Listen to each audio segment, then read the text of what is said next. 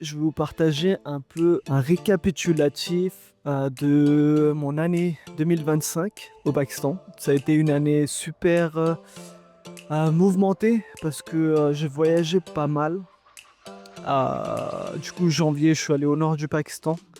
Donc, j'ai eu l'occasion de faire un petit road trip d'une semaine. C'était super intéressant.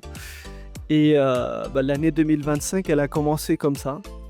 C'était quelque chose de super apaisant parce que des fois, je pense que c'est important de retourner à la nature, de voir un peu ce qui se passe ailleurs, de se déconnecter, de faire une petite pause, on va dire. Et du coup, 2025 a commencé vraiment de manière super apaisante. Donc c'était vraiment le moment pour moi de découvrir, de, de prendre du recul sur cette année qui allait commencer. Ensuite, février, je suis rentré à Lahore après une semaine. Février, j'avais une conférence à Karachi. Du coup, j'ai dû prendre la route après quelques jours à Lahore. Du coup, début février, j'ai pris la route pour Karachi. Du coup, c'était assez long. Donc, c'était 17 heures de route pour faire Lahore-Karachi. Donc, 17 heures sur l'autoroute M5. Et ensuite, il y avait une route nationale. Donc, c'est pas la première fois que je fais ce road trip. C'est quelque chose que j'ai déjà fait il y a quelques années. Et ça m'a permis de voir l'évolution, de voir les développements en cours, de voir les choses qui se passent. Et surtout, ça m'a permis en fait d'apprécier le paysage sur la route.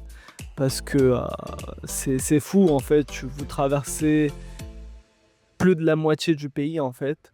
Et vous voyez la diversité sur le chemin, vous voyez tous ces beaux paysages et vous voyez en fait combien le Pakistan est riche, combien ce pays a à nous donner et combien de choses, combien il y a à exploiter aussi. Donc vraiment road trip génial, donc 17 heures sur la route.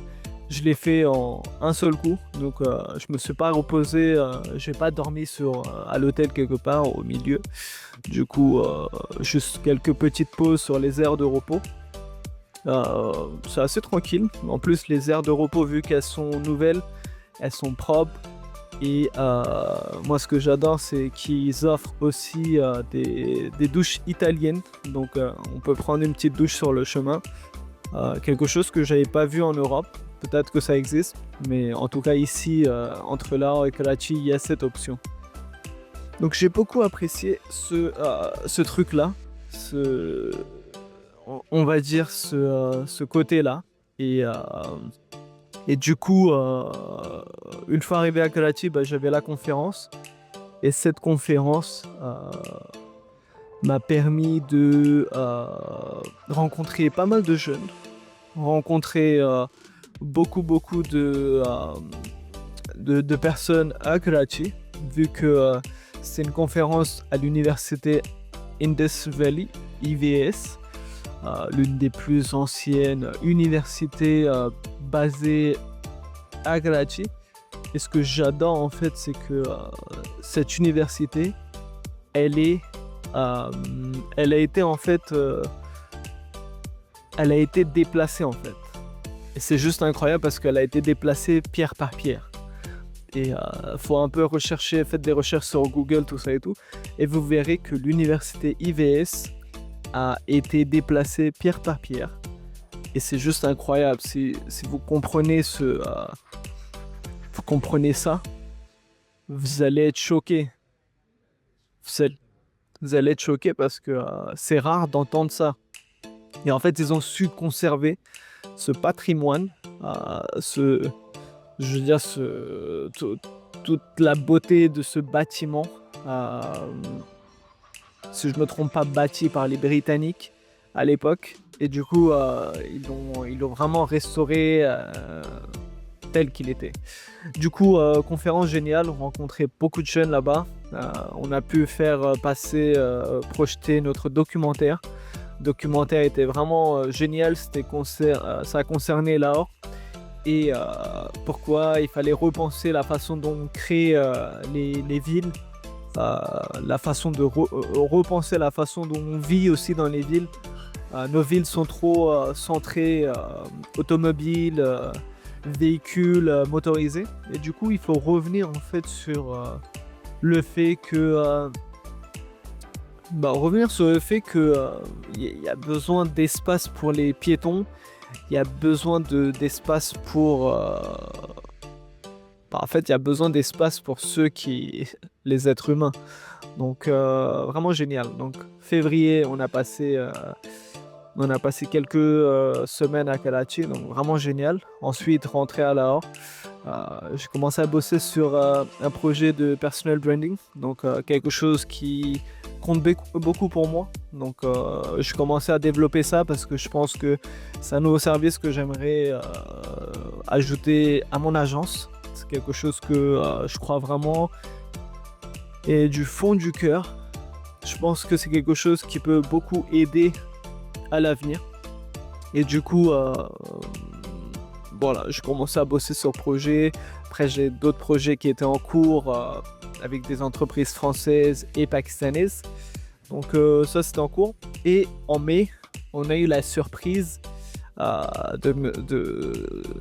pays voisin qui nous a attaqués. Et du coup, lorsqu'on s'est fait attaquer, c'était assez intéressant parce que je sais pas, il y a une énergie qui est ressortie en fait de la nation pakistanaise. Et cette énergie a été juste incroyable parce que j'ai vu personne paniquer. J'ai vu personne prendre le dernier vol qui quittait le pays. J'ai vu personne se ruer dans les supermarchés pour faire les courses ou un mouvement de panique. J'ai pas vu de mouvement de panique. Au contraire, la population locale, la nation pakistanaise, elle était super sereine, elle était super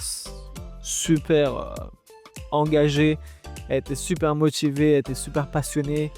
Et limite, ils ont commencé à faire plein de mèmes sur l'armée indienne, sur l'Inde, sur le fait qu'à chaque fois, ils nous accusent que lorsqu'il se passe quelque chose en Inde. Et malheureusement, ce qu'on oublie, c'est que en Inde, on a un extrémiste au pouvoir. Et cet extrémiste au pouvoir, il est très dangereux parce qu'il peut déranger la paix du monde. S'il se passe quelque chose entre le Pakistan et l'Inde, automatiquement, la paix du monde sera dérangée. Et je pense qu'il va se passer beaucoup de choses qui feront mal au monde. Donc,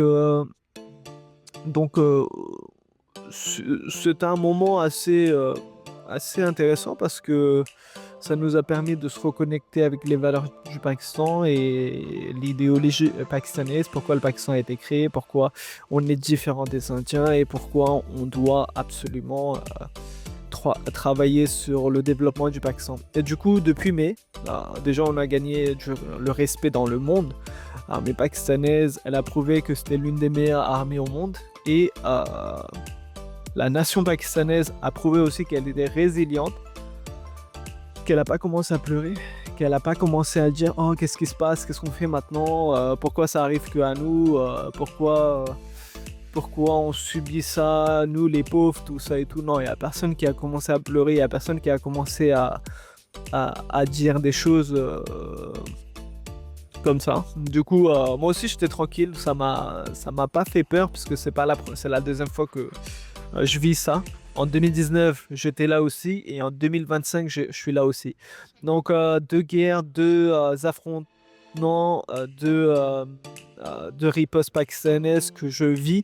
Et encore une fois, je le dis, l'armée pakistanaise, c'est l'une des plus belles choses qui nous soit arrivée au Pakistan. Et le Pakistan, c'est le dernier rempart du monde musulman. Donc ça, c'est quelque chose à comprendre, c'est point barre. Voilà, il n'y a pas d'autres choses à dire. Si l'armée pakistanaise est là, nous, on est là aussi. Donc Il y a absolument besoin d'avoir une armée forte et aujourd'hui dans le monde, on comprend que si vous avez la force militaire, vous avez tout ce que vous voulez. Du coup, super intéressant. Ensuite, après, les mois ils sont passés. Il y a vraiment un environnement positif qui s'est créé au Pakistan.